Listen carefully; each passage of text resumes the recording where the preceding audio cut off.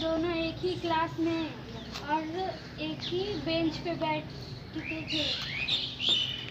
एक दिन सनी अपने घर से सीढ़ी से उतर रहा था, तभी उसका पैर फिसलकर वह नीचे गिर गया, तो उसका टांग जो था वो टूट गया और सिर जो था उस पर पट्टी लग गया। फिर वो अजय जो था वो स्कूल गया तो देखा कि उसका दोस्त आया ही नहीं, तो उसको बहुत चिंता होने लगी। वह छुट्टी होते ही जैसे उसी सन्नी के घर चला गया तो देखा कि अजय जो था वो पूरा बेड पे लेटा हुआ और सुस्ता रहा था और माथे पर पट्टी लगी थी, पूरा खून बह रहा था। तो वो देखकर रोने लगा। दोनों दोस्त थे जो बहुत रोने लगे। तो वो सन्नी पूछा कि तुम अब स्कूल कैसे आओगे, 2 महीने के बाद तो एग्ज़ाम चालू होगा। तो बोला कि अजय बोला कि तुम अपना नोट मुझे दे देना, फिर मैं वही याद कर के फिर ठीक हो जाऊंगा, फिर एग्ज़ाम देने आऊँगा। फिर वो रोज़ स्कूल जाता था और वह अपना नोट अजय को देता था। फिर वो 2 महीने के बाद वो ठीक हो जाता था और दोनों मिलकर एग्ज़ाम देते हैं। फिर अजय तो पास हो ही जाता है, पर सन्नी पास नहीं हो पाता है।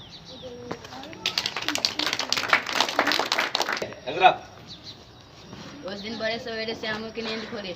उसने देखा तो उसकी काकी की मौत हो चुकी थी।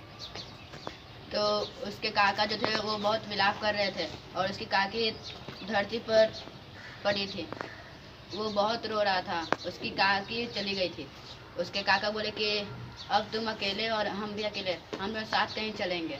तो काका और वो चले जाते हैं।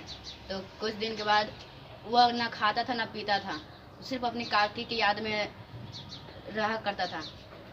रात में हमेशा अपनी काकी की याद करता था। तो एक दिन उसे याद आया कि मैं राम जी के पास एक पतंग भेजूंगा, जिससे काकी उस पतंग के जरिए नीचे आ जाएगी। तो उसके साथ एक लड़का था, उसका नाम था भोला। वह उसके साथ था। वह बोला, भाई अगर तुम पतंग भेजोगे तो काकी कैसे नीचे आएगी, जब तक तुम उन पे उसका नाम नहीं लिखोगे वह बिन पढ़े वहाँ कैसे आएगी। तो वो बोलता है कि हाँ तुमने सही बोला है, जाओ तुम लेके आओ, मुझे तो लिखना नहीं आता, मैं तो अनपढ़ हूँ। तो वो लाता है और लिख देता है और बोलता है मेरे पास अब पैसे नहीं है इसके लिए। तो अपने काका के पैकेट में से 1 रुपया चुरा लेता है। तो उसके थोड़ी ही देर बाद उसके काका आते हैं, उनको कुछ पैसा का काम था। जब वो उन्हें पॉकेट चेक करते हैं तो उसमें 1 रुपया भी नहीं था। तो वह श्यामू से पूछे इसमें सारे पैसे कहाँ गए। तो वो बोलता है कि मैंने ले लिया। तो बोलता है कि तुमने चोरी की है। उसके लिए उसको बहुत पिटाई की काका ने।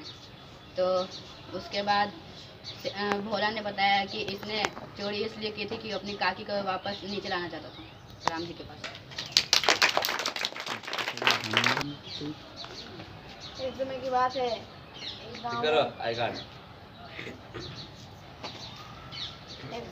है, गांव में एक अकबर नाम के एक मंत्री और राजा रहते थे। और एक दिन राजा ने मंत्री को भोजन के लिए बुलाया और मंत्री आया तो खाना में बैगन बना हुआ था। तो राजा ने कहा बैगन कितना अच्छा होता है, तो मंत्री ने भी कहा था बैगन कितना अच्छा होता है। तो फिर जब वो राजा और मंत्री बाहर घूमने गए तो बाहर वो खेत में देखें कि बैगन का खेती हुई थी। तो राजा ने कहा बैगन कितना खराब होता है, तो मंत्री ने भी कहा बैगन कितना खराब होता है। तो राजा जब खेत से लौट कर आ रहे थे तो उन्होंने पूछा कि जो बात मैं बोल रहा हूँ वो बात तुम भी बोल रहे हो क्यों। तो मंत्री ने बोला कि महाराज मैं आपका सेवक हूँ, बैगन का थोड़ी ना।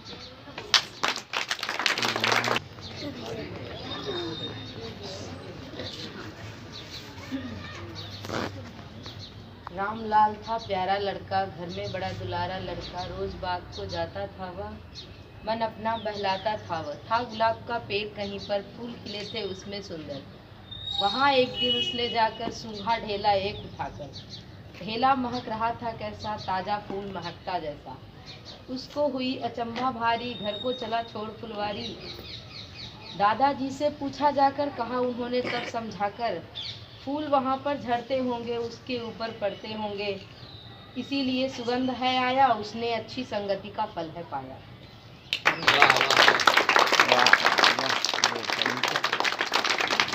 तो पत्थर में सुगंध था नहीं, पर पत्थर और बकरी की कहानी है ना, क्या है? महात्मा जी और बकरी की कहानी। एक महात्मा जी थे, वो अपने किसी शिष्य के यहाँ गए हुए थे। कहाँ गए थे?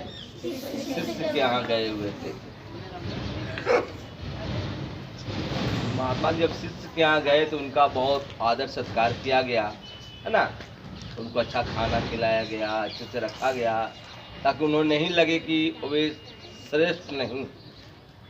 जब चलने लगे तो शिष्य ने कहा कि महात्मा जी, मेरे पास तो कुछ नहीं है इस बकरी के अलावा, और दक्षिणा में तो अपनी प्रिय चीज़ दी जाती है, ऐसी नहीं दी जाती है जो कि आपके लिए प्रिय हो, आपके कोई यूज का ना हो, है ना।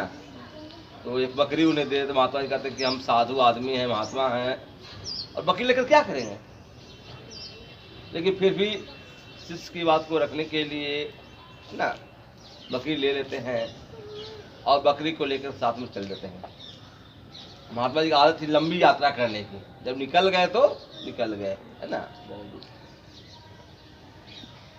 जब महात्मा जी यात्रा पर निकले, काफी दूर जाने का उन्हें लगा कि मेरी तो आदत है बहुत दूर चलने की, इस बकरी की आदत नहीं है। और उन्होंने क्या किया, बकरी को अपने कंधे पर बिठा लिया और आगे बढ़े। एक पहाड़ दिख रहा था, पहाड़ पर 3 ठग बैठे हुए थे। क्या थे? 3 ठग।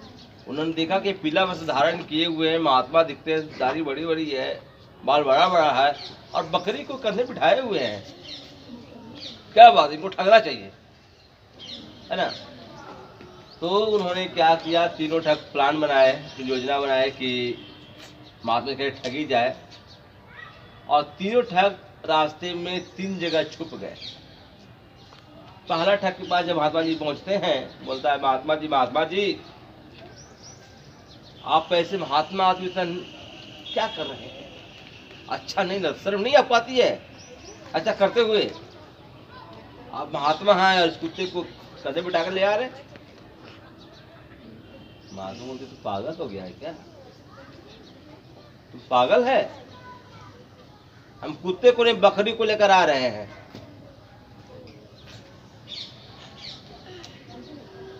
बोलता है ठग, जो मुझे दिखा मैंने बोल दिया, अब आपकी मर्जी, कुत्ते को बिठा कर ले जाए या गधे को ले जाए, आपकी मर्जी, है ना। और बेचारा वहां से चला जाता है। महात्मा जी कुछ आगे बढ़ते हैं, अचानक दूसरा ठग मिलता है उनको, बोलता है, महात्मा जी आपको शर्म नहीं आती है इतनी घिनौना काम करते हुए। क्या हो गया, कौन सा घिनौना काम कर रहे हैं, कर बोलते हैं। गुस्सा तो आ ही गया था बेचारे को, है ना। बकरी उठाए हुए हैं, बोलता है कुत्ता लेके जा रहे हैं,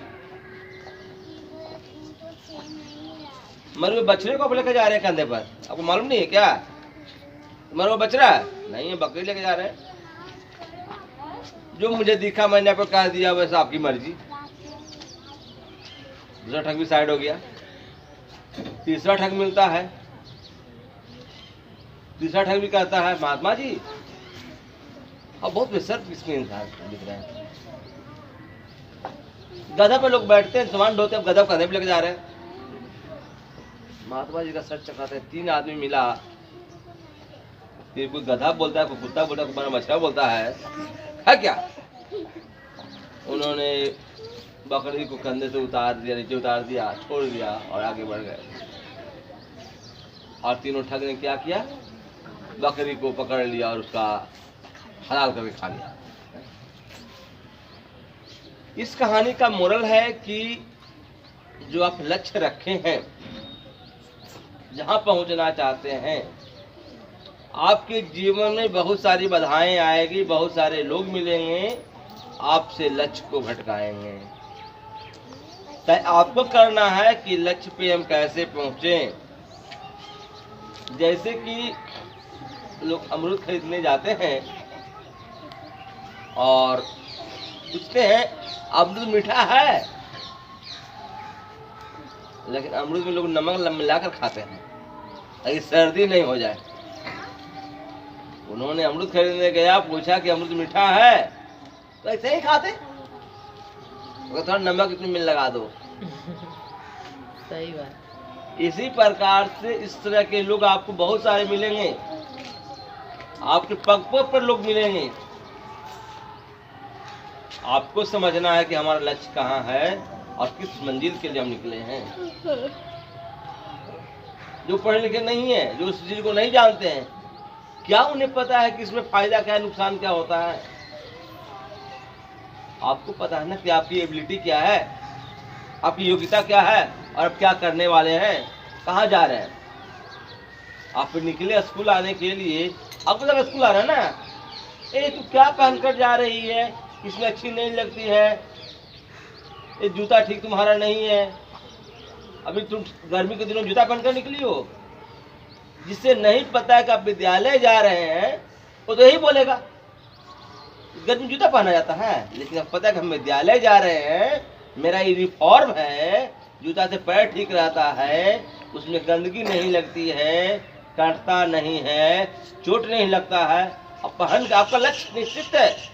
सामने को दिख रहा है कि जूते के हमारे फायदे हैं, लेकिन जिसको नहीं पता जूते के फायदे, वो 50 तरह के उसमें बहाने बता देंगे, गलतियां ढूंढ देंगे, अब जूते पहन करके आते हैं।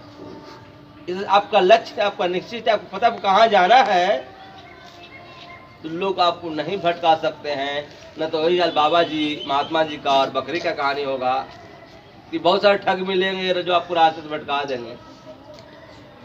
आपके आजू बाजू में, आपके पड़ोस में, आपके नजदीकी लोग, पराये लोग आपको रास्ता नहीं भटका सकते हैं, जो आपको नहीं जानते हैं। रास्ता कौन भटकाएगा? जो कि अपना है, जो आपका अपना है वही रास्ता भटकाएगा। अपने लक्ष्य पर ध्यान दीजिए, आजू बाजू पर ध्यान मत दीजिए। लोगों का काम ही है कहना, इसलिए लोग कहेंगे, बस एक बार आपको वेरीफाई कर लेना है क्या हम सही या गलत। कभी कभी लोग सही भी बोलते हैं, है ना, निंदा सही करते हैं, थोड़ा सा अपने वेरीफाई भी कर लीजिएगा। बस आज की कहानी की मोरल यही रही कि आपको हर हालत में अपने लक्ष्य पर ध्यान देना है, लोगों पर नहीं। ठीक है, बस आज इतना।